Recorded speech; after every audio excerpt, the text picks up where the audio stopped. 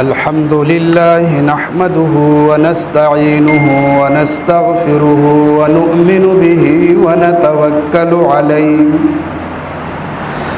ونعوذ بالله من شرور أنفسنا ومن سيئات أعمالنا من يهده الله فلا مضل له ومن يضلله فلا هادي له ونشهد أن لا إله إلا الله وحده لا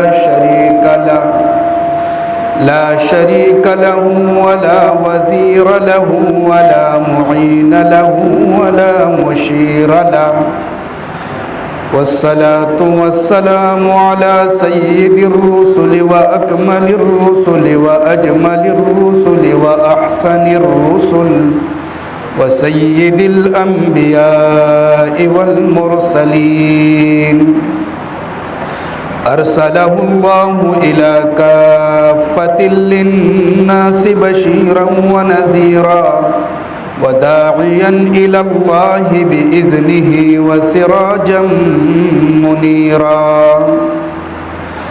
وقد قال الله تبارك وتعالى في القرآن المجيد ألف لام ميم ذلك الكتاب لا ريب فيه هدى للمتقين صدق اللہ العلی العظیم. درود پاک پڑھ لیجیے. اللہم صلی اللہ علیہ وسلم.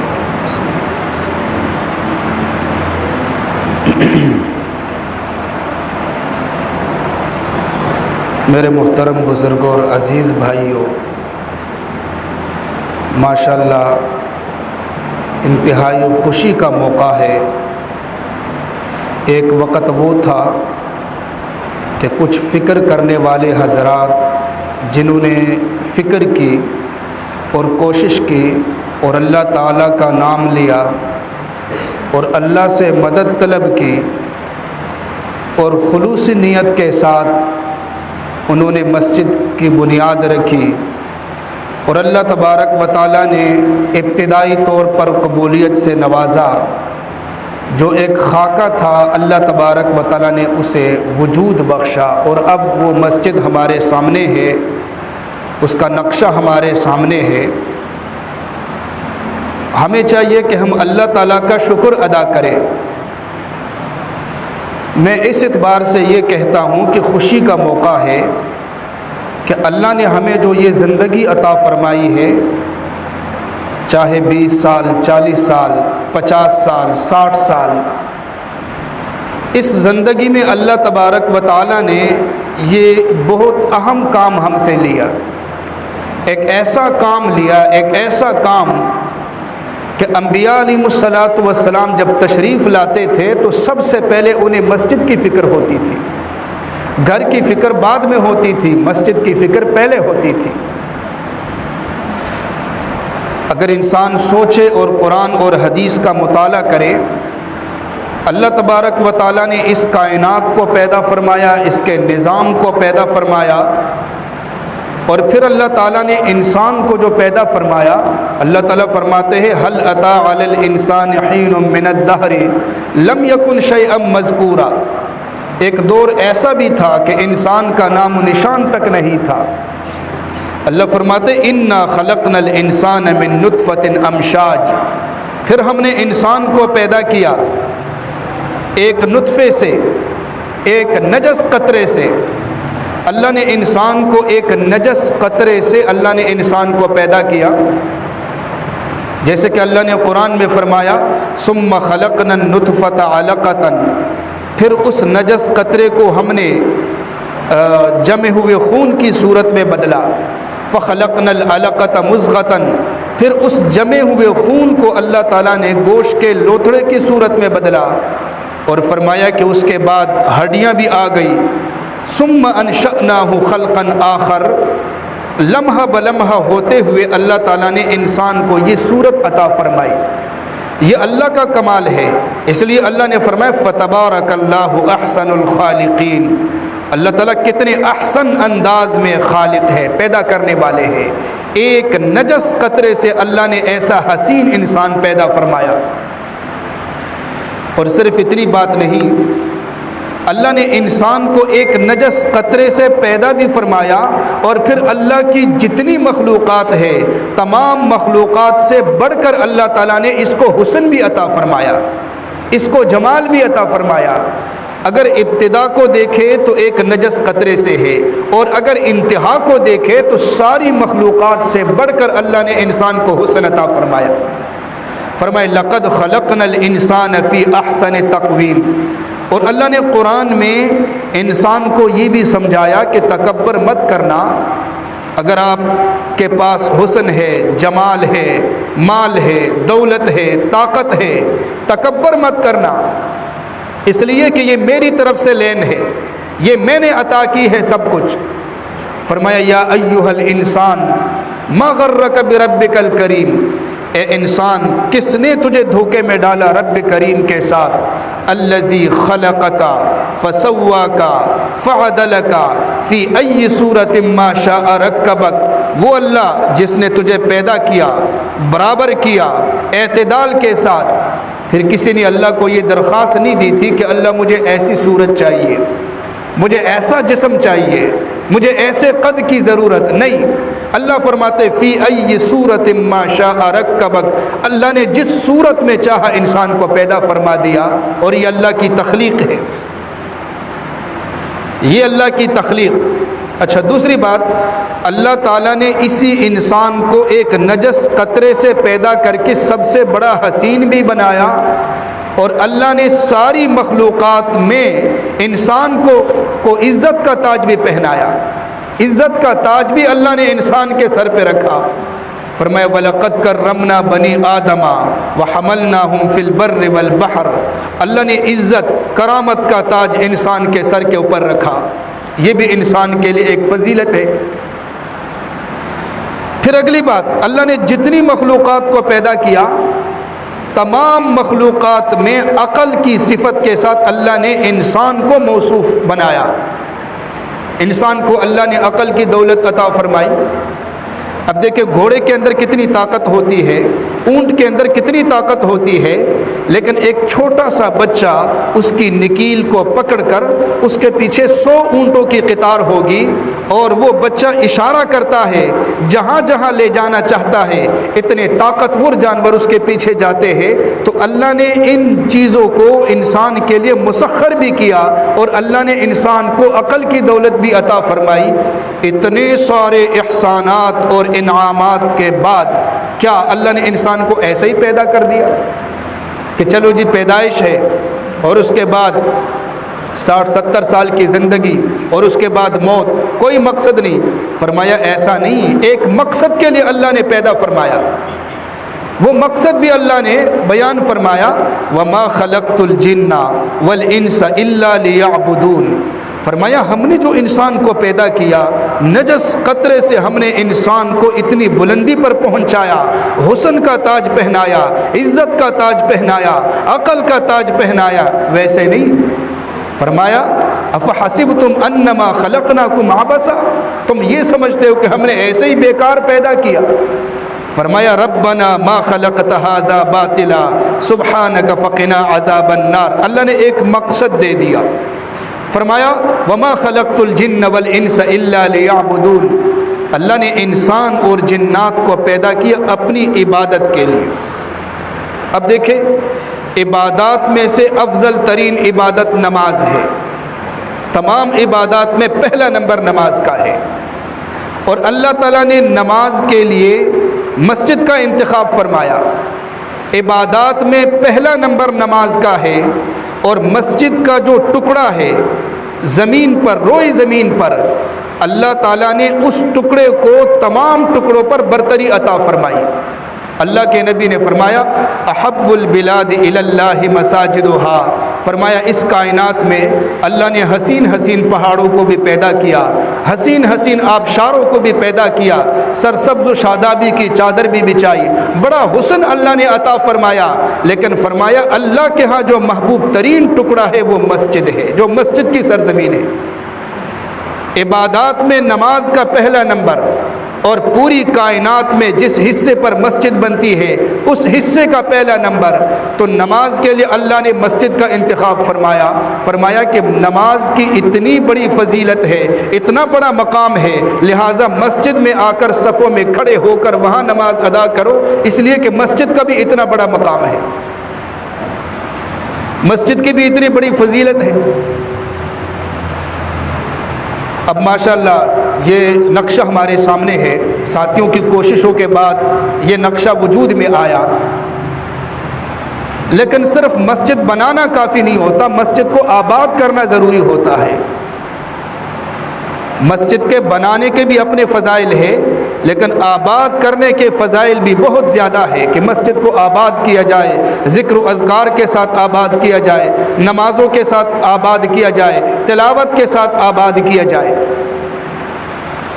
مسجد کی جو سرزمین ہے اللہ نے اتنی بلندی عطا فرمائی کہ ایک نماز ایک آدمی اپنے گھر میں پڑھتا ہے اس کو ایک نماز کا ثواب ملتا ہے، لیکن یہی نماز جب یہ جماعت کے ساتھ مسجد میں پڑھتا ہے فرمایا ایک نہیں بلکہ 27 نمازوں کا ثواب اس کو ملتا ہے۔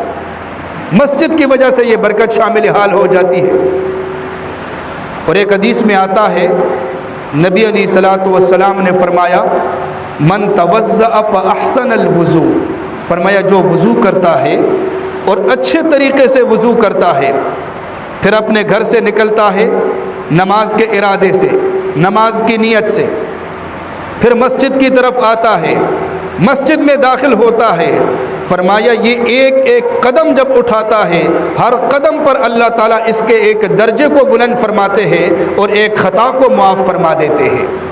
اور فرمایا جب یہ مسجد میں آ کر صفوں میں بیٹھتا ہے اور نماز سے فارغ ہوتا ہے پھر صف میں بیٹھا رہتا ہے، تلاوت کرتا ہے، کسی کو تکلیف نہیں دیتا، فرمایا فرشتے بھی آ کر اس کے لیے دعائیں کرتے ہیں اللہم صلی علیہ، اللہ اس پر رحمتیں بھیج دے، اللہم اغفر لہ، اللہ اس کی مغفرت فرما، اس کی بخشش فرما، اس کے گناہوں کو معاف فرما، اللہم تب علیہ، اللہ یہ مسجد میں آیا ہے، یہ توبہ کرنے کے لیے آیا ہے، اللہ اس کی توبہ کو اپنی بارگاہ عالیہ میں قبول فرما۔ یہ فرشتے اس کے لیے دعائیں کرتے رہتے ہیں۔ ہمارے ہاں تو عجیب سا ماحول ہے، لوگ اپنے گھروں میں نماز پڑھ لیتے ہیں اور مختلف قسم کے بہانے بناتے ہیں، جی مختلف قسم کے بہانے، لیکن یاد رکھنا یہاں پر تو ہم بہانے بنا سکتے ہیں، لیکن جب کفن پہن کر قبر میں چلے جائیں گے اور فرشتوں کا سوال جواب ہوگا وہاں کوئی بہانہ نہیں ہوگا۔ وَحُصِّلَ مَا فِي الصُّدُورِ، وہاں حقیقت سامنے آئے گی، ہاتھ بھی بیان کریں گے، آنکھوں کی طرف سے بھی اشارات ملیں گے، اعضاء بھی بیان کریں گے، وہاں جھوٹ موٹ نہیں چلے گا، وہاں سیدھی سیدھی بات۔ رسول اللہ صلی اللہ علیہ وسلم کا دور مبارک ایسا تھا، حضرت عبداللہ ابن مسعود رضی اللہ بیان کرتے ہیں، فرماتے ہیں کہ نبی علیہ السلام کے دور میں تمام صحابہ نماز کے وقت مسجد میں تشریف لاتے تھے، صفیں بن جاتی تھی۔ فرمایا کہ کسی صحابی کے لیے یہ ہم سوچ بھی نہیں سکتے تھے کہ وہ نماز کا وقت ہو اور وہ مسجد میں نہ ہو۔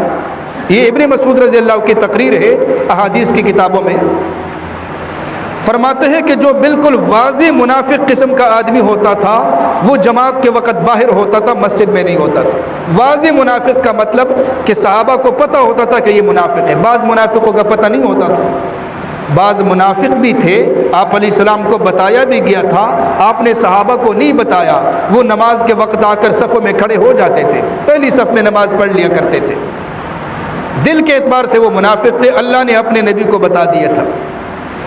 اور جو بالکل واضح طور پر کافر تھے وہ اور جو واضح طور پر منافق تھے، یہ دو قسم کے لوگ نماز پڑھنے کے لیے نہیں آتے تھے۔ عبداللہ ابن مسعود رضی اللہ فرماتے ہیں باقی تمام حضرات صفوں میں بیٹھے ہوتے تھے، اور فرماتے ہیں کہ یہاں تک کہ جو بیمار ہوتا تھا وہ بھی آ کر صفوں میں کوشش کرتا تھا، اور فرمایا یہاں تک کہ بعض بیمار ایسے ہوتے تھے جو چل نہیں سکتے تھے، دو صحابہ کے سہارے سے وہ بیمار آ کر ان کو بھی صف کے اندر بٹھایا جاتا تھا۔ لیکن ہمارا ماحول عجیب ہے، ہم طرح طرح کے بہانے بناتے ہیں، اذان ہو جاتی ہے، شیطان کی محنت ہے، شیطان کا اشارہ ہوتا ہے مسجد کے راستے کو چھوڑ کر ہم کسی اور طرف نکل آتے ہیں۔ تو اللہ نے انسان کو جو اتنی عزت عطا کی ہے اور عظمت کا تاج پہنایا، اللہ نے انسان کی پیدائش کا مقصد بھی بیان فرمایا، وما خلقت الجن والانس الا لیعبدون۔ اللہ فرماتے ہم نے انسان اور جنات کو عبادت کے لیے پیدا کیا ہے۔ ایک شخص جو مسجد کو آباد کرتا ہے، مسجد کی دیکھ بھال کرتا ہے، مسجد کی صفائی کرتا ہے، مسجد پر ہی اس کی نظر ہوتی ہے، کبھی مسجد سے نکلتا ہے پھر اس کی کوشش ہوتی ہے کہ میں مسجد میں آ کر بیٹھ جاؤں، مسجد کی صفائی کروں، صف ٹیڑھی ہے اس صف کو سیدھا کروں، صرف اللہ کی رضا کے لیے۔ اس کا کتنا بڑا مقام ہے۔ اللہ کے نبی صلی اللہ علیہ وسلم نے فرمایا جب حشر کا میدان ہوگا، لوگ اپنے پسینوں کے اندر ڈوبے ہوئے ہوں گے، شدت کی گرمی ہوگی، لیکن وَرَجُلٌ قَلْبُهُ مُعَلَّقٌ فِي الْمَسْجِدِ، فرمایا جس کے دل کے اندر مسجد کی حقیقی محبت ہوتی ہے اور جس کا دل مسجد میں اٹکا ہوا ہوتا ہے، فرمایا ایسے شخص کو حشر کے میدان میں اعزاز و اکرام کے ساتھ بلایا جائے گا اور عرش کے سائے کے نیچے اس کے لیے کرسی لگا دی جائے گی۔ اللہ اتنا بڑا مقام عطا فرماتے ہیں مسجد کو آباد کرنے والے کو۔ ویسے تو ہماری مسجدوں کی حالت عجیب ہے، سب کو پتہ ہے، بیان کرنا ہی فضول ہے، لیکن جو نئی مسجد بن جاتی ہے وہاں زیادہ مسئلہ ہوتا ہے کہ نمازیوں کا آنا جانا، مسجد کو آباد کرنا، اس کی دیکھ بھال، یہ ہماری ذمہ داری ہے۔ ہر بندے کو چاہیے کہ وہ مسجد کی آبادی میں پورا حصہ لے، کوشش کرے نماز پڑھنے کے لیے آئے، مسجد کی صفائی کرے، مسجد کا کوئی نقصان ہو کوشش کرے کوئی نقصان نہ ہو جائے، یہ ہم سب کی ذمہ داری ہے، اور اللہ تعالیٰ اس کے بدلے میں اجر جزیل عطا فرمائیں گے۔ تو مسجد کو آباد کرنے کی ایک صورت تو یہ ہے، دوسری صورت یہ ہے کہ مسجد کے اندر اپنے پاکیزہ مال میں سے حصہ لگانا، یہ بھی آبادی کی ایک صورت ہے، مسجد کو آباد کرنے کی ایک صورت ہے۔ اور بڑے ہی خوش قسمت ہے وہ لوگ جن کا پیسہ مسجد کے بابرکت حصے میں لگ جائے، اخلاص کے ساتھ، ریاکاری نمود نمائش نہ ہو، صرف اللہ کی رضا کے لیے، یہ بڑے ہی خوش قسمت قسم کے لوگ ہوں گے۔ چونکہ اگر آپ کا مال مسجد میں لگتا ہے تو جتنے لوگ اس کے بعد اس مسجد کے حصے میں نماز پڑھیں گے، صحیح احادیث کا مفہوم ہے جنہوں نے اپنی رقم اس مسجد میں لگائی ہے، اپنا مال لگایا ہے، اس کی وجہ سے اللہ تبارک و تعالیٰ ان کو بھی ثواب عطا فرمائیں گے۔ جتنے لوگ بھی نماز پڑھیں گے، بچے وہاں پر قرآن پڑھیں گے، تلاوت کریں گے، لوگ ذکر و اذکار کریں گے، بچے حافظ بنیں گے۔ اب وہ خود تو حافظ نہیں بن سکتے، لیکن انہوں نے مسجد بنائی، مدرسہ بنایا، وہاں بچے حافظ بن رہے ہیں، اللہ تبارک و تعالیٰ اجر جزیل عطا فرمائیں گے اور بدلہ عطا فرمائیں گے۔ تو ہمیں مسجد کی دیکھ بھال کرنی چاہیے۔ ایک روایت ہے، نبی علیہ الصلوۃ والسلام کا فرمان ہے، فرمایا اذا رأیتم الرجل یتعاہد المسجد، فرمایا جب آپ کسی آدمی کو دیکھیں اس کا آنا جانا مسجد میں ہے، کبھی مسجد کی صف سیدھی کر رہا ہے، کبھی صفائی کر رہا ہے، کبھی دروازہ بند کرتا ہے، کبھی نل کا خراب ہے اس کو ٹھیک کر رہا ہے، اس کو مسجد کی فکر لگی ہے، اور وہ بھی کسی کو دکھانے کے لیے نہیں، اللہ کی رضا کے لیے کہ بدلہ وہاں سے ملے گا، یہ شرط ضروری ہے ہر عمل کے ساتھ۔ فرمایا جب تم کسی ایسے آدمی کو دیکھو جس کا آنا جانا مسجد میں ہے، اس کی محنت مسجد کے لیے ہے، اس کی کوشش مسجد کے لیے ہے، آپ نے اپنے صحابہ کو مخاطب فرمایا میرے صحابہ فاشہدوا لہ بالایمان، ایسے شخص کے لیے ایمان کی گواہی دے دو، مسجد کی دیکھ بھال اور مسجد کے ساتھ یہ محبت، یہ اس کے ایماندار ہونے کی دلیل ہے۔ فرمایا اس لیے کہ اللہ کا فرمان ہے انما یعمر مساجد اللہ من آمن باللہ والیوم الآخر، اس لیے کہ مسجد کی تعمیر وہی لوگ کرتے ہیں جو اللہ اور یوم آخرت پر ایمان رکھتے ہیں، مسجد کو آباد وہی لوگ کرتے ہیں جو اللہ اور یوم آخرت پر ایمان رکھتے ہیں۔ فرمایا وَأَقَامَ الصَّلَاةَ وَآتَى الزَّكَاةَ وَلَمْ يَخْشَ إِلَّا اللَّهَ، جو صرف اللہ سے ڈرتے ہیں مسجد کی تعمیر وہ کرتے ہیں، جو اللہ کے علاوہ لوگوں سے ڈرتے ہیں وہ تو گراتے ہیں، وہ مسجدوں کو گراتے ہیں، طرح طرح کے اعتراضات اٹھاتے ہیں، اور جن کے دل کے اندر صرف خدا کا خوف ہے اور انہیں یقین ہے کہ ہم نے قبر میں بھی جانا ہے، فرمایا وہ مسجد کی تعمیر کرتے ہیں، وہ مسجد کی دیکھ بھال کرتے ہیں، وہ مسجد کو آباد کرتے ہیں۔ تو یہ بڑے فضائل ہیں، اور بڑی خوش قسمتی کی بات ہے کہ اگر کسی شخص کو اللہ تعالیٰ توفیق دے دے کہ وہ مسجد کو آباد کرے مالی اعتبار سے۔ اللہ نے ہمیں جو صحت عطا فرمائی اور اللہ نے جو مال و دولت دی ہے، یہ دونوں اللہ کی نعمتیں ہیں۔ اللہ تعالیٰ یہ چاہتے ہیں کہ بندے کی صحت بھی اللہ کی رضامندی کے لیے صرف ہو جائے، اس کی محنت، اس کی کوشش، اس کی دوڑ بھاگ، تاکہ میرا رب مجھ سے راضی ہو جائے۔ اور اللہ نے جو مال عطا فرمایا اس مال کو بھی اللہ کی رضا کے لیے وہ استعمال کرے، اللہ کے راستے میں وہ استعمال کرے۔ فرمایا نعمتان مغبون فیہما کثیر من الناس، اللہ کے نبی نے فرمایا دو نعمتیں ہیں کہ بہت سارے لوگ وہاں غفلت برتتے ہیں۔ فرمایا ایک الصحت والفراغ، اللہ نے صحت کی دولت عطا فرمائی، اللہ نے فرصت عطا فرمائی، اللہ نے موقع عطا فرمایا۔ بعض لوگ جب بستر پر تڑپتے ہیں تو اس وقت کہہ رہے ہوتے ہیں کاش مجھے موقع ملے، میں ساری زندگی مسجد میں گزاروں گا، میں تہجد بھی پڑھوں گا، میں نوافل بھی پڑھوں گا۔ لیکن اللہ نے جو ابھی ہمیں مہلت عطا فرمائی ہے، ابھی ہمیں صحت عطا فرمائی ہے، اب ہم اس صحت سے فائدہ اٹھائے، اب ہم کوشش کریں اور اپنے رب کو راضی کریں۔ اللہ تعالیٰ نے جتنے انبیاء کو بھیجا اور انبیاء تشریف لائے، انبیاء نے پہلے مسجد کا سوچا اور پھر اپنے گھر کا سوچا۔ حضرت آدم علیہ السلام کے بارے میں تفسیروں میں لکھا ہے کہ جب تشریف لائے تو سب سے پہلے مسجد کے بارے میں فکر کی۔ حضرت سلیمان علیہ السلام نے مسجد اقصی بنائی، حضرت ابراہیم علیہ السلام نے بیت اللہ کی تعمیر کی، اور رسول اللہ صلی اللہ علیہ وسلم جب آپ نے ہجرت فرمائی مدینے کی طرف جاتے ہوئے راستے میں آپ نے مسجد قباء بنائی، اور جب آپ مدینے پہنچے تو ابو ایوب انصاری رضی اللہ کے گھر میں عارضی طور پر آپ نے رہائش اختیار کی۔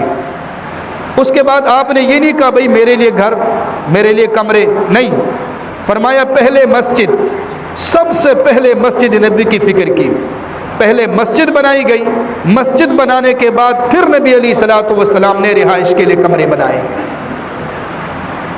اس لیے کہ اللہ تعالیٰ نے انسان کو پیدا ہی اس لیے کیا تاکہ وہ اللہ کی عبادت کرے، اور اللہ کی عبادت کے لیے مسجد ضروری ہے۔ ایک بندہ کہتا ہے میرا مال مالی، میرا مال ہے، میری گاڑی ہے، میرا مکان ہے، میرا بنگلہ ہے، میرا محل ہے، فلاں ہے، بیچارہ غافل ہوتا ہے۔ اچانک اللہ کی طرف سے فرشتہ آتا ہے، اس کی روح قبض ہو جاتی ہے اور کفن پہنا کر اس کو قبر میں سلا دیتا ہے، نہ اس کا کوئی مال، نہ گاڑی کا پتہ، نہ مکان کا پتہ، نہ اس کے علاوہ۔ تو اللہ تعالیٰ نے فرمایا وَأَنفِقُوا مِمَّا رَزَقْنَاكُم مِّن قَبْلِ أَن يَأْتِيَ أَحَدَكُمُ الْمَوْتُ، فرمایا موت سے پہلے پہلے اس کو خرچ کرو، اللہ کے راستے میں لگاؤ۔ اور فرمایا جب موت آتی ہے وَأَنفِقُوا مِمَّا رَزَقْنَاكُم مِّن قَبْلِ أَن يَأْتِيَ أَحَدَكُمُ الْمَوْتُ فَيَقُولَ رَبِّ لَوْلَا أَخَّرْتَنِي إِلَىٰ أَجَلٍ قَرِيبٍ فَأَصَّدَّقَ وَأَكُن مِّنَ الصَّالِحِينَ، بندہ اس وقت کہہ رہا ہوتا ہے کاش مجھے مہلت ملتی، میرے پاس تو اتنی دولت تھی، میں نے اللہ کے راستے میں لگا لینا تھا، میں نے اس دولت کو اللہ کے راستے میں خرچ کرنا تھا، لیکن مجھے موقع ہی نہیں ملا۔ لولا أخرتنی إلى أجل قریب، پھر وہ کہتا ہے اللہ مجھے اب سمجھ میں بات آ گئی، ابھی میں حقیقت میرے سامنے آ گئی، اب مجھے ایک دفعہ واپس بھیج دے۔ لیکن اللہ کی طرف سے اعلان ہوگا کہ وہ جو امتحان کی زندگی آپ کو ملی تھی، 30 40 50 60 سال کی زندگی تھی، اسی میں آپ نے مال خرچ کرنا تھا، اب تو آپ نے سب کچھ دیکھ لیا۔ اور اللہ نے فرمایا وَلَن يُؤَخِّرَ اللَّهُ نَفْسًا إِذَا جَاءَ أَجَلُهَا، جب اللہ فیصلہ فرماتے ہیں، موت کا فرشتہ آتا ہے، ایک لمحہ بھی تقدیم و تاخیر اس میں نہیں ہو سکتی۔ جو اللہ کا امر ہوتا ہے اسی وقت کے مطابق اس کی روح قبض ہو جاتی ہے۔ بلکہ ایک حدیث میں آتا ہے، اللہ کے نبی نے فرمایا کہ بندہ کہتا ہے مالی مالی، میرا مال میرا مال، حالانکہ اس کا مال تو وہی ہے جو اس نے استعمال کیا یا اپنے سے آگے بھیجا، آخرت کے لیے ذخیرہ کیا۔ اللہ کا فرمان ہے یا ایھا الذین آمنوا انفقوا مما رزقناکم من قبل ان یأتی یوم لا بیع فیہ ولا خلۃ ولا شفاعہ، فرمایا ایمان والو اپنا مال اللہ کے راستے میں خرچ کرو اس دن کے آنے سے پہلے جس دن خرید فروخت بھی نہیں ہوگی، جس دن دوستی کا بھی کوئی فائدہ نہیں، جس دن اللہ کی اجازت کے بغیر سفارش بھی نہیں ہو سکے گی۔